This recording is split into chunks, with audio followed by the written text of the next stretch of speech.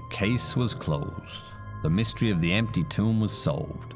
Jesus of Nazareth was raised to life by the Lord his Father on the third day after the crucifixion. The scriptures of Jewish history had been the key to unlocking the truth. As Jesus himself said, everything must be fulfilled that is written about me in the law of Moses, the prophets, and the Psalms. And so it was. I had to break the news to Saul, the Pharisee who had brought me the case that he, the Jewish council, the Roman governor, and Herod Antipas had all been wrong. That they had sent not just an innocent man, but the Son of God to die on a cross. But when I went to the Sanhedrin, Saul was nowhere to be found. Word had it that he had set out for Damascus with letters signed by the high priest, giving him power to arrest any followers of Jesus. So with a heavy heart, I too set out along the road to Damascus.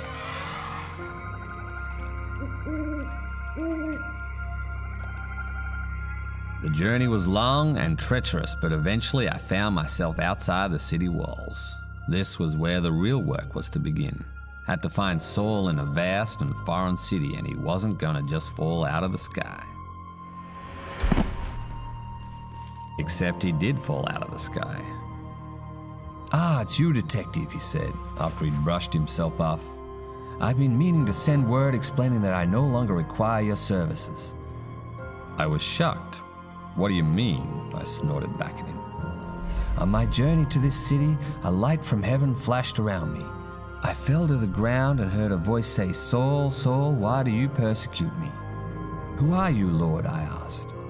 'I am Jesus, whom you are persecuting. Now get up and go into the city, and you will be told what you must do.' That day I was converted to the way of the Lord, and I have been preaching the good news about Jesus ever since. But the Jews have conspired against me and planned to kill me. They watch all of the gates, so my followers help me escape over the wall in this basket. That's why I no longer require your services, detective, because I know the truth."